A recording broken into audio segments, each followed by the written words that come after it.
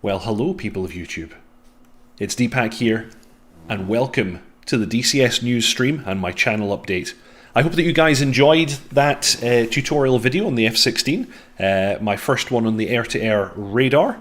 Oh hi, Stevie B, welcome to the stream. Let me know if any of you have any questions or any comments that you want to make there. Hello, Tog. My next week's video in the F-16 is going to be BVR engagement with missiles. So we're going to be firing AMRAAMs and Sparrows, AIM-120 and AIM-7. So that's when we'll take everything that you've learned today on how to manage multiple contacts at beyond visual range. Hello, Lindsay. Welcome to the stream.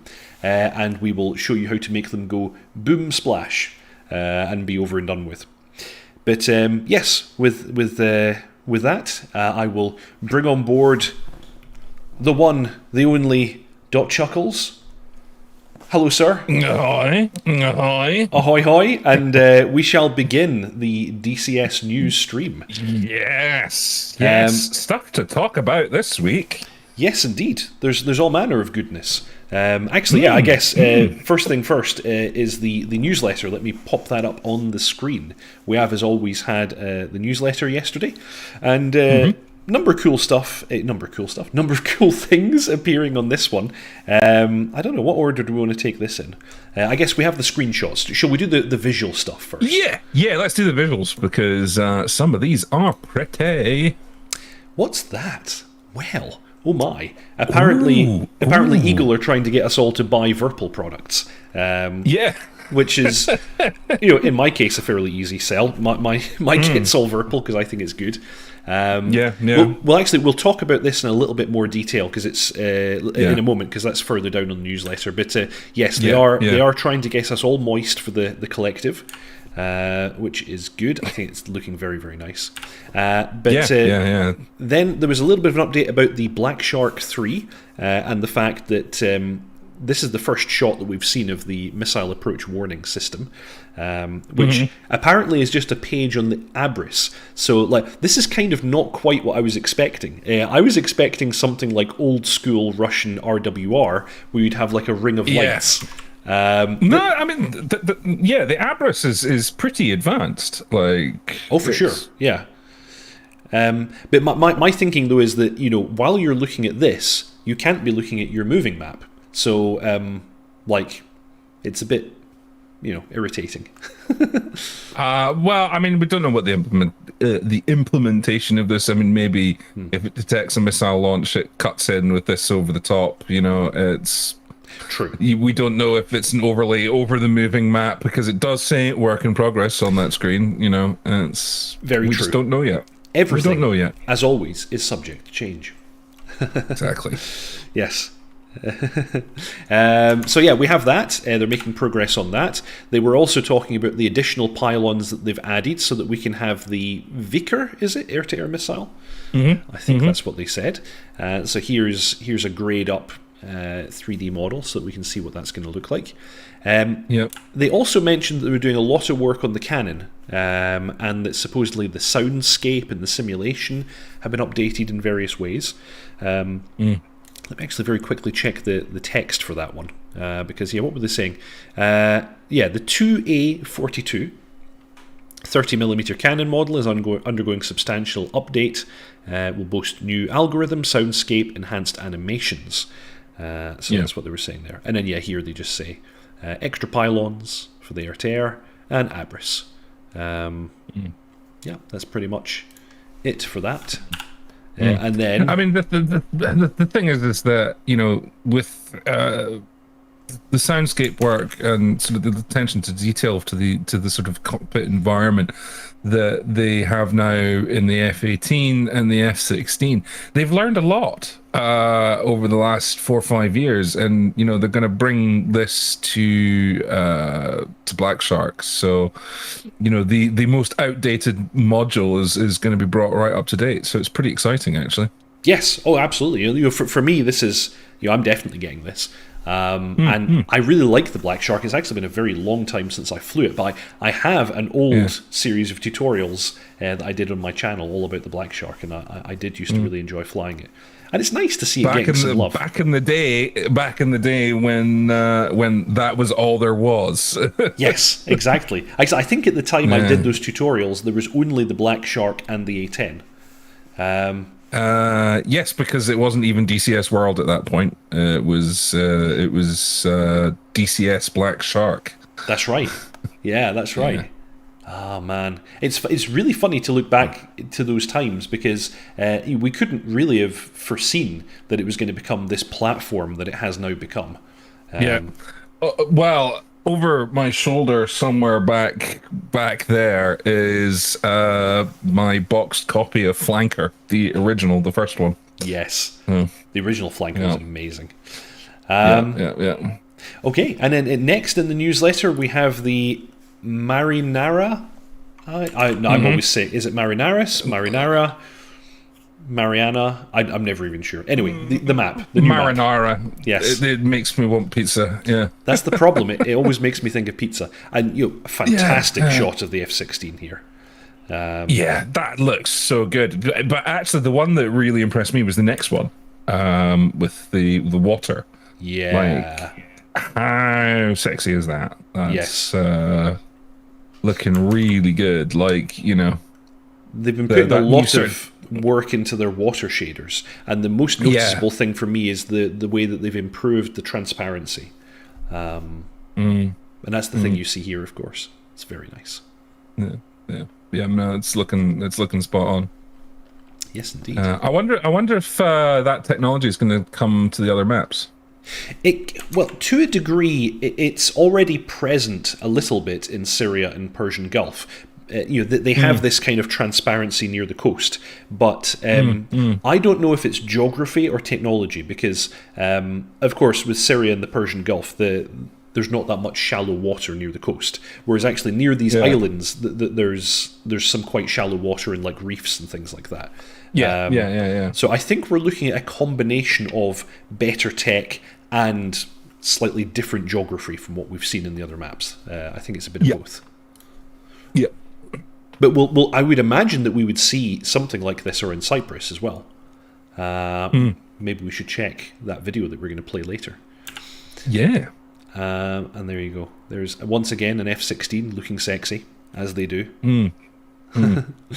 Tog says the good old days when DCS wasn't DCS. Wasn't DCS, yeah. And then there was lock-on modern air combat. I can remember when that came out after Flanker 2. Yes. Somewhere I still have my box copy of Flanker 2. Well, in fact, as far as releases go, there was Flanker 2, Flanker 2.5 for some reason was a product, and then it was Lomac, and then Lomac 2, and then Lomac 3, as I recall. Am I right? Was there a third one? Maybe not. Yes. No. Don't know. I think I have them all boxed apart from Flanker 2.5, and then after Lomac, when we went to Flaming Cliffs, it became digital. Yes. And then there was that weird time when Eagle Dynamics ditched their publisher, and you had to have the Lomac disc. Yes. In order to play, and then they got out of that. Yeah, that wasn't. I remember. I'm trying to remember which publisher it was. It wasn't EA, was it? It was somebody like that. It was. I want to say Activision, but I'm probably making it up.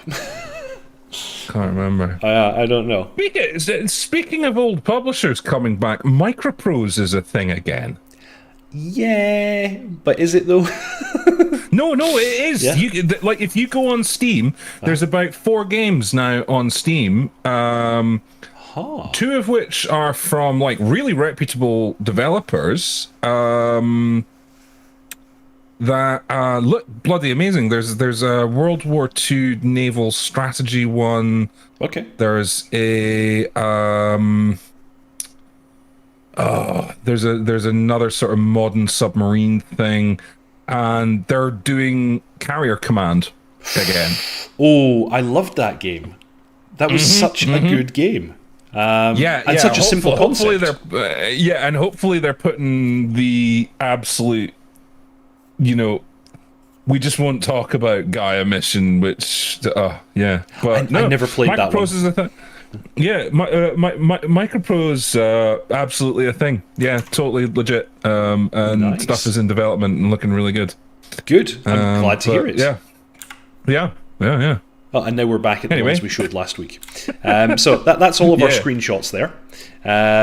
So yeah, newsletter. It was mostly about the Mariana. There you go. Now I'm pronouncing it right. Open beta release coming soon, they say. Now, of course, we do have an open beta update this month. This month. I had to look at my calendar. So this might be coming in the next couple of weeks, actually. And something else, actually, we should go back up to the top and mention that also coming in the next big update is a sizable update for the F-18. They're mentioning a bunch of stuff here. This will include new features such as AGM-84H SLAM ER, RAID single target track mode, one Luke RAID mode, the new smaller flares that they've talked about before. That's kind of cool, actually. Apparently, modern Legacy Hornets can actually carry more flares than we currently have in game, simply because they have teeny ones, so they can fit more. Offset endpoints, which Wagner has demonstrated. Actually, I think we played his video last week. Yeah, we talked about that. Yeah. Yep. The updated HOTAS, as well as the SLAM. Yeah. Yes, that's right. Updated HOTAS. I'm very interested in this because the current HOTAS implementation we have for the Hornet is not complete. It's missing a bunch of functionalities that you have. Much like you have in the A10 and the F16, on the HOTAS, you have the ability to flip pages on your different displays. And currently that's very, very limited in its implementation in the Hornet. Yeah, there's a bit of a dance you have to do to move your displays around in the F18, and the workload's a bit high, especially sort of in the heat of the moment. And it's simply because the functions are not on the HOTAS that should be there to allow you to easily move your displays around. Totally. And then we fixed air-to-air and air-to-ground radar issues. The AT FLIR and lightning targeting pod bugs have been fixed, as well as a bug in I guess that's coupled autopilot mode. So interesting. And then we are thrilled to announce a new range of helicopter hardware from Virpil Controls. Check them out below. So this is the bit. One thing I'm going to say at the beginning is I wonder what the deal is here. Like, is Virpil paying Eagle, or do Eagle just think that this will boost sales of the Apache and Hind? I don't know. I wouldn't be surprised if there's some. I mean, everything's pay to play, mate. I mean, for marketing, The thing is Thrustmaster did it with the they have the Hornet and the Hornet grip as well, and the Hornet grip. Not that I care. I'm just curious. No. But yeah, there's going to be something. There'll be a kickback somewhere. Yeah. So Virpil are coming out with these very, very, very nice looking collectives, and as both of us know, the build quality on the Virpil stuff is pretty damn good. Are we going to talk about this now, or are we punting this down? Let's talk about this right now. I think people want to hear our opinions. Come on then. I mean, like, the build quality on the Virpil stuff is amazing. Yes. I run a hybrid setup. I've got a Virpil stick, but I use a Thrustmaster Warthog throttle. And the feel and accuracy of the Virpil product is much better than the Warthog stick. And their customer service actually was brilliant, because I had a slight issue with mine when it arrived, and it was to do with calibration. And I emailed them and said, "Hey, look, I've got this little thing," and like, they're a small company, so the guy that writes the firmware emailed me back and said, "Okay, that definitely shouldn't be happening. Have you tried this? All right, okay, that's not working," and then sent me like a little program that I think was part of their development and it fixed it. You know, and they went through everything. They guided me through opening it up to check if there was a problem sort of mechanically. So I mean, I have had nothing but good interactions with Virpil. Like, so I'm super excited that they're doing a collective. And for my part, you know, I'm actually running almost an entire Virpil setup. So I've got a T50 stick base and stick with extensions, and I'm running a T50 CM1 throttle. I've got their original throttle, which they stopped making because they claimed that the detents broke a lot. But I've had mine for years now. Well, years, probably 2, maybe 3 years. I don't know how long I've had it for, and it's working perfectly. I am actually considering moving over to their new throttle, because I mean, when I had the Warthog stuff, there was only the A10 because that was the only thing that was out, and it was perfect for that. But now with flying lots of different aircraft, it's not so useful. Yes. So that's why I've been thinking about moving to something a bit more generic that is, but is very well made, and you know, the Virpil throttle is that. But you know, yeah. So I think what we're saying is that Virpil make good shit. Absolutely, can recommend. Yeah. And actually, one of our squadron guys at the Virtual Air Force recently purchased a CM. Is it CM2 or CM3? I think they're on CM3 now. I think he's got the CM3. It's with the new detents. Yeah. Yes. Yeah. And apparently those are amazing. I saw a couple of YouTube reviews of them. But yeah, actually, sorry, you're quite right. On topic, they're releasing now the VPC Rotor TCS and Rotor TCS Plus collective bases. One of them has a throttle and the other one does not. They also talk here about an adjustable mechanism with swappable cams to limit the travel of the collective, which is very interesting.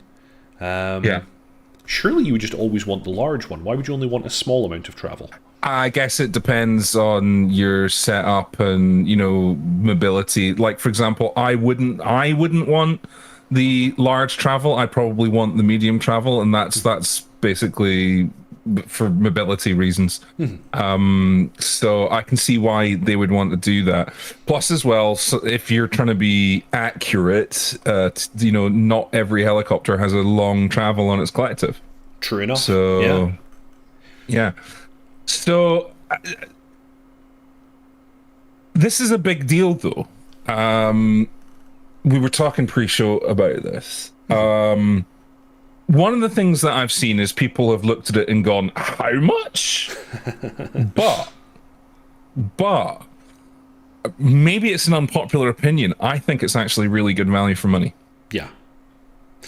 I think that's the case across Virpil's range, because you know, how much is the stick again? I think I must have paid like €200 for my stick or more, maybe. I can't remember now.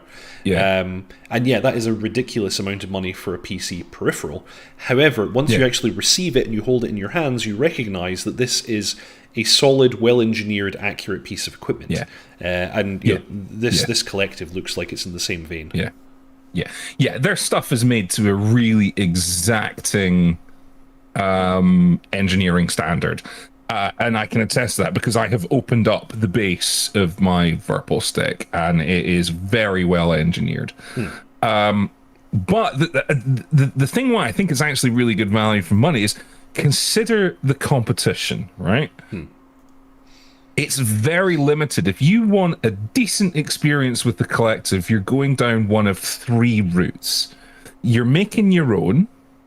Now that's fine if you can do that and you have the skills and the technical know-how to do that. You could make something really good, but not everybody has that, so that's out. So we're now looking at 2 routes.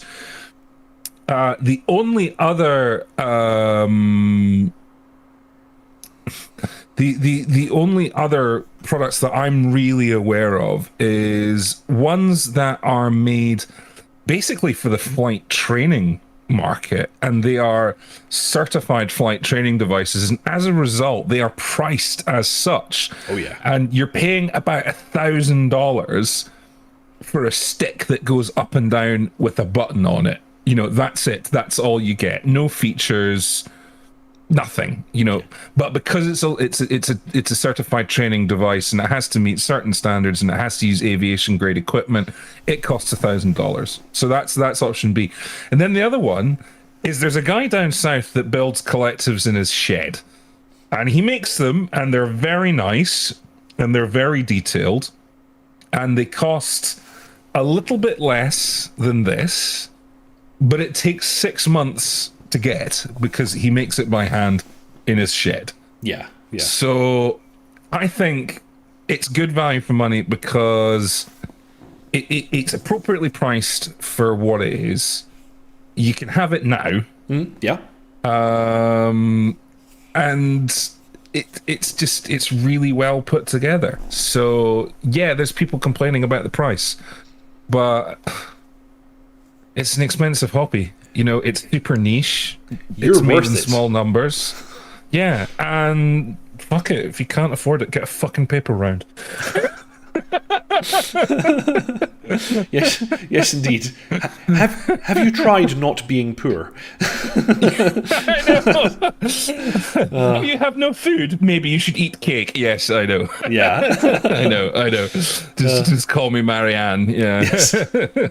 But to come back to the actual collective itself, has a throttle on the plus version with a detent, which that's really nice, and a push detent, much like real.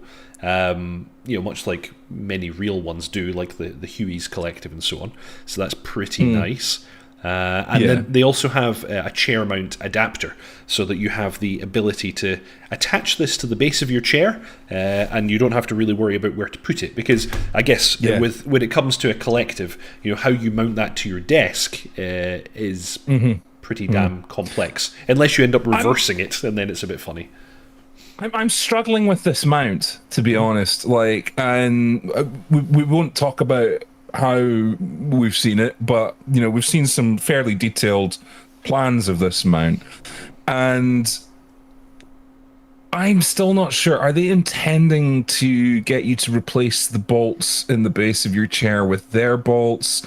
To the threads? I don't. I'm confused by it. If it works, great, brilliant. I think it's a brilliant solution. I'm not going to go for it because the collective will then clatter into my desk every time I turn my chair.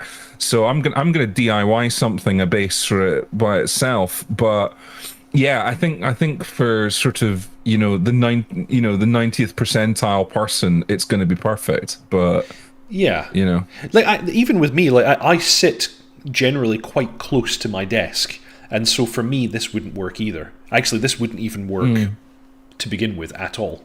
I wouldn't be able to move it. So yeah, if I was to just attach it to your recliner, Tog says, that would be pretty awesome, actually. Yeah. So I don't know what I would do, and of course, I might buy one of these one day. I don't know. I currently just use my throttle, which is okay, but not brilliant for flying a helicopter. Yeah, same. Carry on. Oh, sorry, I was going to say, I know we also have the collective grip, and the first one of which they're giving us is going to be the Black Shark. I wonder if we're going to get a Huey one at some point. That would be cool. Yeah. Or some kind of Western grip. Yeah. Yeah, no, it's this is really good, especially in that people have said, when I think Wags was interviewed a little while back, and they basically said this is the year of the helicopter because we've got Hind coming out, we've probably got the Kiowa this year, and then in the next year or so, I would imagine Apache. So, this is a perfectly timed product. I don't think it's an accident that it was timed for now. Yeah. Frantic tells us that the UH-60 is coming later, so that is apparently planned. Okay, well, there you go. Excellent. You go. Yeah. And also, Mark S is telling us that it was Ubisoft who were the publisher, and I now remember that is the case. Yes, Ubisoft, yes. Yeah. My thank thoughts you. Exactly. Thank you, chat, for those for those bits of information. Oh, and very important, we get stickers with Russian words on them to put on our collective. Yes, or English as well. I think we get. You're right. We get a choice. Yes, there is. This is a perfectly timed product. I don't think it's an accident. I think there's been some chats going on in the same way that when Thrustmaster wanted to put out, put out their system. There was chats with Eagle Dynamics way in the back. So actually, question for chat: does anybody actually have the Thrustmaster Hornet stick? The stick top that you can put on the Warthog, because I've seen them around and they look really cool, but I don't know anyone who bought one. No, I don't think many people did. It's it's very well engineered. It's it's a weighty chunk of metal. And I would assume that because it's the same connector, it should go on a Virpil base as well. Yes, it does. And there's also an F14 grip by Virpil. By Virpil, yes. They make a real F14 grip with the flicky weapon selector thing, and it works as it should, and it generates the right signals for because the Phoenix and Sparrow part, you push it all the way to one part, and then it goes left and right to flip between those two, and it makes all the correct button presses to make that work as it should. So it's really cool. I think unless you are exclusively flying one platform or you've built a cockpit, I just can't see you buying it, because taking it on and off the stick, you're going to start doing damage, because the little DIN connector, it's made of toffee, and well, it's also just hanging on those cables. Like it's not mounted to anything. That's going to break. So if you're constantly swapping the grips, you're going to end up breaking something, and I just don't think you're going to do it. And the A10 or /F16 grip, in my mind, is the best because it's quite generic. You've got your trim switch, you got DMS, you got TMS, and then you've got CMS. So you've got like 4 hat switches, a dual stage trigger, a couple of buttons, a paddle switch. That's going to do so many aircraft. So it's like, it's nice for the completionist, but I agree. Most people are going to choose a somewhat generic grip and just stick with that. Like, I know myself, I just run the T50, which is basically styled on a fulcrum. No, not fulcrum. Flanker, sorry. Flanker stick. Styled on a flanker stick. And actually, even though that it's somewhat peculiar and Russian, it's still is generic enough. I can fit all my hats on there. Well, that's it. Is you've ultimately got 4 hats and about the same number of buttons, but you've also got the nice extra axis with the brake lever on that. So yes, well, that one's nice because it's an axis and a button. So it can act as a paddle switch for the Western really ones, and it acts as an axis for the like Eastern I say, ones. Virpil So make great stuff. Everything you need. So it's a perfectly timed product. It's appropriately priced. I'm not going to say it's cheap. It's not. It is an expensive piece of kit, but I think it's appropriately priced for what you get and the quality of what you're getting. Yeah. Totally. Yeah. Okay, maybe that's all we should say on that one then. And also they're showing off the fact that they have rudder pedals and these button boxes as well, which are kind of cool. Which obviously some people want to buy. Back to the news. There's one thing that's not on the news, and that probably doesn't mean anything, but just for to be complete, I wanted to mention that no Hind news and no Apache news this week, but we did actually have an update only 2 or 3 weeks ago. I can't remember when it was now. So that would suggest to me that there's nothing more to say yet, and we're still on plan. And that plan being that Hind is currently in pre-purchase and should be going into pre-release do you think? Moment now, really, in the next month or two, I would imagine. Q2. Right, okay. They said Q2. Yeah, all right. Yeah. So actually, Q2 would mean See, I think next, I have a feeling we're not going to see it until autumn. That's my feeling on it. Yeah. Well, that's certainly possible. The thing is, we have seen Matt Wagner flying it last year. So it's been flyable for about a year. The thing is, the spectre of the spectre of the F-16 is still very much over their shoulder. So they're going to make sure that this is right. Thinking that, yeah. I would love to be surprised and have it, Q2, which would be, well, they've got until the end of next month, really. But yeah.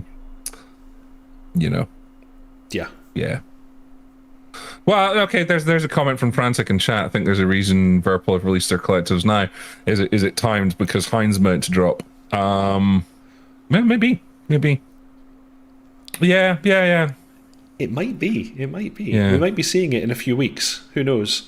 But yes. So anyway, I just wanted to get that out there. No news is assumedly good news. Now time for some bad news, or potentially bad news. Kiowa screenshot of the week. Stopped again. I was very excited. I guess because it suddenly started up again, and they were doing them every week. And as of like a week or two ago, stopped again. So that's a bit sad. But maybe that's because they are so busy they don't have time because they're just about to release it. I don't think that's the case because they have been incredibly quiet and for quite some time now. I know. But then who knows? I'm just playing devil's advocate here because that's entertainment. Yes, you could be right. And I would love that to be the case because the Kiowa is looking good. It's not. It's not the case. Yeah. But yeah, I'm actually. I think I'm more excited for the Kiowa than I am for the Apache. Actually, me too. Yeah. I mean, don't get me wrong. I love the Apache. That's going to be great. That is going to be a hoot. But I think the variation of playstyle you could get with the Kiowa, so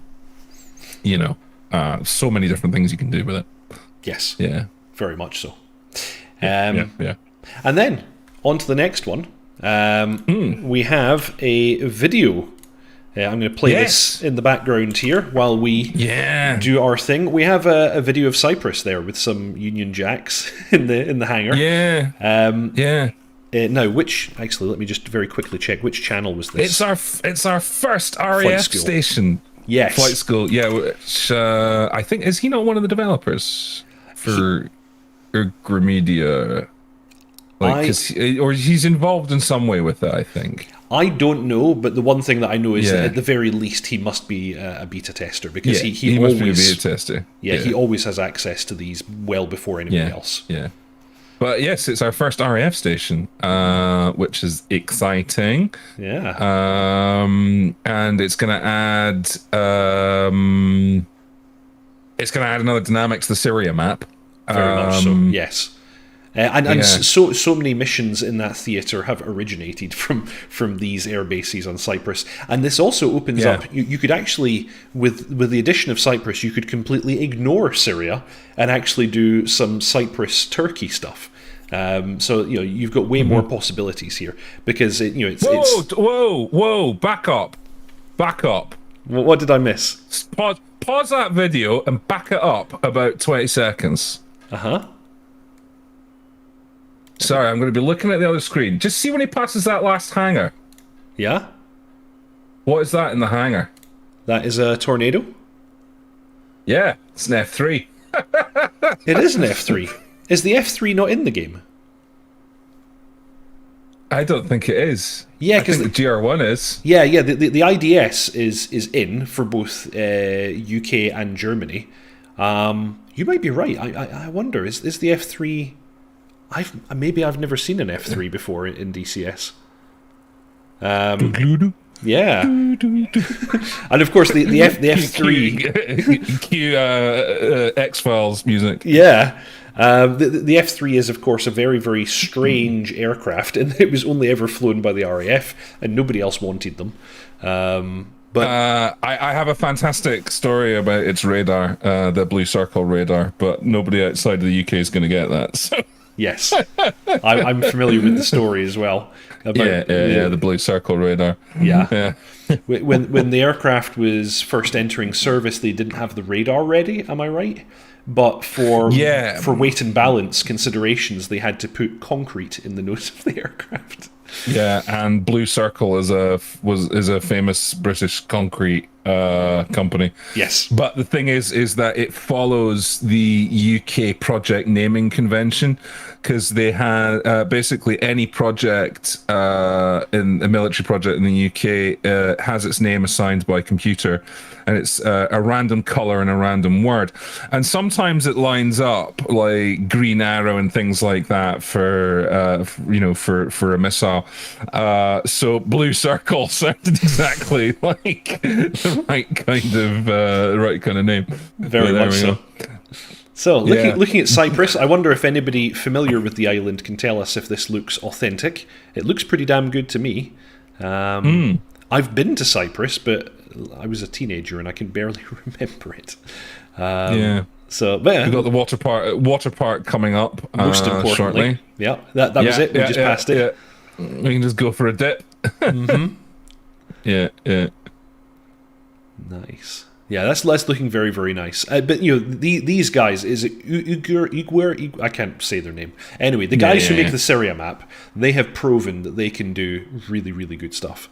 Their attention to detail and even the variation in buildings. Like when you look at Turkey and you look at Syria and all the other points on the map, there are not that many repeating buildings, really. There is quite a lot of individual detail, because like you often even see the same type of building, but I noticed like in Turkey I was looking at the roofs of buildings, and like some of them have air conditioning units, some of them have solar panels, so like a bunch of buildings that kind of look the same, they change out some of the details just to make them look a bit more different. Yeah. Sorry, I'm just ignoring chat here because Frantic is busting my balls about a bet we've got, which we're going to talk about later. Exactly, that's for later. We're not talking about that right now, Frantic. We're not talking about that right now. We are going to talk about it, but we're not talking about it right now. Yes. Yeah. So in short, it looks damn good. Yeah, this looks very, very nice. I don't know, is there much more of interest to see here? He's just flying over the water for a bit. Oh yeah, and a return to the base. Actually, let's see the landing. That'll be nice. A return to Akrotiri. So it'd be interesting to see the north of the island too. But I think he already has a couple of videos. So check out his channel. That is what was it again? Flight School. Yes. Oh, and there you go. Actually, he does Flight School. Indeed, he's got one about Pathoth. And some other places. So well worth checking out his channel if you want to see this map. We've got a request in chat from Tog to see the tornado again. See the tornado again. Very well. Let me see what I can do for you. Yeah, so I'm looking up on the preview monitor, so it's going to look a little bit weird. Yeah, okay. I will try to pause it at the best moment for seeing as much of the aircraft as we can. So that, I think, is the best view. It's definitely an RAF tornado, and actually that shape. Now, remind me, the F3 was still a two-seater, wasn't it? You basically had a. It was, but it had the extended nose for the Fox Hunter radar. Yeah. But what I am noticing there, I think this might be a custom static for the map. That would make sense. Yeah, because these guys have nothing to do with either. No. And possibly a GR4. No. Does it have the little pod under the nose, which would denote it being a GR4, the little built-in flare thing? No. I mean, the texturing's nice, because what I'm noticing there is, I think that's like all the soot from the reversers, which, it kicks up over the top. When the tornado landed and it popped its reverser buckets out, it used to just absolutely fuck up the paintwork and put soot everywhere. So that's there in the texturing. I think this is a custom static. Quite possibly. Yeah. Okay. So, there, Akrotiri. I hope you all enjoyed that as much as we did. Next video, kind of related to something we were talking about last week, but not quite. Growling Sidewinder premiered a nice trailer for a community mod, and I'll skip forwards a bit on this because there's a bunch of kind of scene setting that goes on here, and we don't really care much about that. We want to see the bidness. And the bidness is that we are getting a Gripen. Now this is a community mod, so I doubt it's going to be full fidelity, but it's a Gripen C, which is the current standard in use in most countries. Swedish Air Force is mostly using the Gripen C, among many others, and it looks really rather cool. So here you go. Here is the Gripen doing its stuff. Yeah, I mean, this looks like a really cool mod. And again, community mod, so, it's not going to cost you anything. It's looking pretty damn good. But, I mean, ultimately it's pointless because Heatblur are going to put the Gripen out, so... Indeed. You heard it here first. We spoke about this last week. Yes, totally. And I guess you could ask, why is it that we continue to think that? Why is? Oh wait, shit. Sorry, I didn't mean to bring up that tab. Sorry. What does this say? Oh, okay. Let's make an amazing Gripen happen too. We'd love to hear from you. Heatblur simulations. Okay, but that's from 2016. It is from 2016. So this was a reply to a tweet that Saab put out. Yes. Because they were talking about the Saab themselves were talking about the Heatblur. So Saab's original tweet was, until the amazing new AGS-37 Viggen for DCS World is released, don't forget to practice your pilot skills. And I think they had some kind of a mobile app or something. Then Heatblur replied. Heatblur then replied saying, "Let's make the Gripen happen." Now, this has become a thing between me and Frantic. I'm having my balls busted that it's from 2016, it's ages ago. Like, the pace of DCS development is glacial, Well, and for good reason. A lot of work goes into these modules. Yeah, like the F-16, that was knocking around for about 12 years before we even saw it. Yes. The Apache, there's been models of the Apache cockpit knocking around in DCS since the A10, actually. I remember them showing them off a long time ago. Yeah, exactly. The pace of DCS development it takes so long, and not only that, the contract stuff, and it just takes years before anybody can even come out and say, by the way, we're doing this aircraft. So I know it was 2016, but it's about the length of time that it takes for these things to gestate before they're even in a position to say, yeah, we're going to make this mod. So I still think it's evidence. Okay, right. So Frantic's saying, yeah, but Heatblur don't mess about. Do you know how long the Viggen took? Yes. Yeah. The Viggen was well, and then even if you look at the MiG-21, although to be fair, the MiG-21 started actually as a project with a different developer and was sort of transferred. Leatherneck. Yes. Well, no, actually, even before Leatherneck. Before Leatherneck, it was one guy in Hungary, and then it became Leatherneck, and then it became like Heatblur, they still take years to make modules. Like the F-14 actually started development.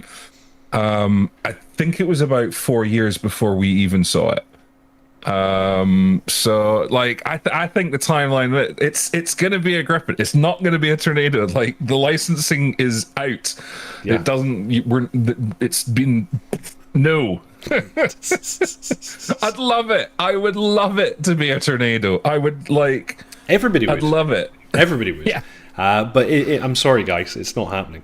It's not happening. It's not happening. I would love it to happening, but this has become such a thing between me and Frantic. We have money on this now.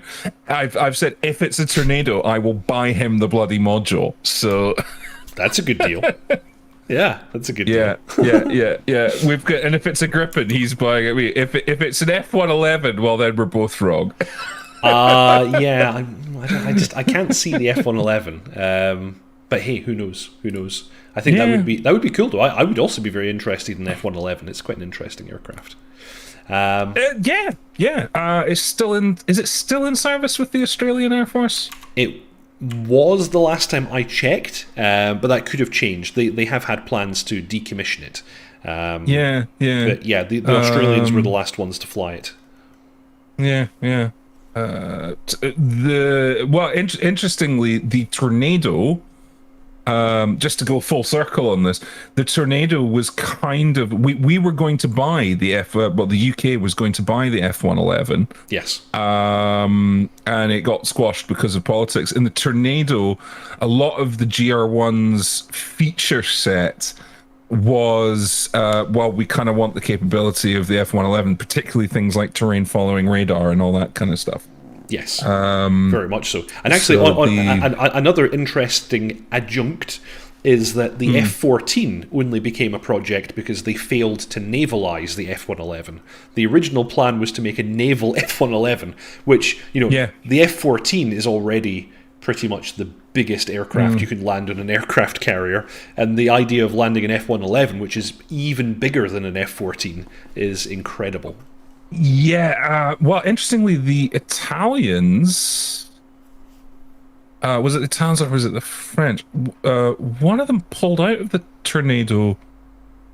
I think it might have been the French. Pulled out of the Tornado program. Yes, because they wanted a navalized version of the Tornado. And that also wasn't possible. They looked at it. I think they might have had an airframe that... was actually kind of almost navalized, but it was, and I think they wanted single seat as well. Yeah. So that's why the French Tornado weren't involved. The Tornado would not have worked. It's also just too big and too heavy. Yeah. So the French went their own way with that one. And actually, for similar reasons, they also departed the Eurofighter Typhoon program because they wanted it to be naval capable, and of course the Typhoon is not. And I don't even know how you would get that thing. Once again, that's quite a large aircraft, and with that big delta wing, I don't know how you would navalize that. It's just a bit big. I have one more item on the news, and that is the Falklands map update from Razbam. This is just a few pictures posted on Facebook, as is their want. For some reason, this is how they communicate. But yeah, we've got some pictures. They've been populating some of the towns. I don't know where this is. I don't know if this is Stanley or somewhere else. But here's some hussies. Looking perfectly nice. And that's pretty much it. They just posted a few pictures and what looks like a power substation. Way to tease. Way to tease us. Yes. Substation. What? That's when you're scraping the bottom of the barrel for content for the month. Yes, that's true. That's true. So yeah, that's everything that I have on the news document. Was there anything else that you wanted to bring up, sir, other than to tell Frantic that he's wrong, oh so wrong? Just repeatedly tell him you're wrong. It's not the Tornado. No. Oh dear God! I'd like. Do you know what? If it is a Tornado, it'll be the happiest purchase of my life. Again, I have the boxed copy of Digital Integration's Tornado with the gold embossed Tornado on the front. Yes. So yeah, it would. It would be great, but it's not going to be. Hey, if I'm wrong about this and it is the Tornado, I will be very happy to be wrong. I'll be really happy to be wrong, and I'll owe Frantic a free module. But it's going to be the Griffin, and we've got the receipts. Yes, indeed. So with that, I think we should draw the DCS news to a close this week. I hope that you've all enjoyed that. It was great to have you all along. Such fantastic viewer participation in the chat, as always. If you haven't already, please subscribe, like, and comment. It's a really big help for me and for the channel. Follow this man, dotChuckles. You'll find him on Twitch. Yep. You'll find him on YouTube. He's playing all the best games and giving all the best commentary. Am I? Really? I've got... Yes. What's your schedule again? Much. It's a bit weird at the minute because I'm a contractor, so work is a bit unpredictable, and at the minute I'm working. Yes. But Tuesday nights mostly I stream with a fellow streamer, and right now we're doing Valheim, but it's all gone a little bit Pete Tong because he's working and I'm working, and you know, we have. We have different schedules now, but yeah, mostly Tuesday nights. Yeah. Okay. And you'll catch my videos as always on Saturday nights, 7:30 p.m. CET. I do the premiere and then we do the DCS news. So I hope to see you all again next week. I salute you all. Take care. Good night and fly safe.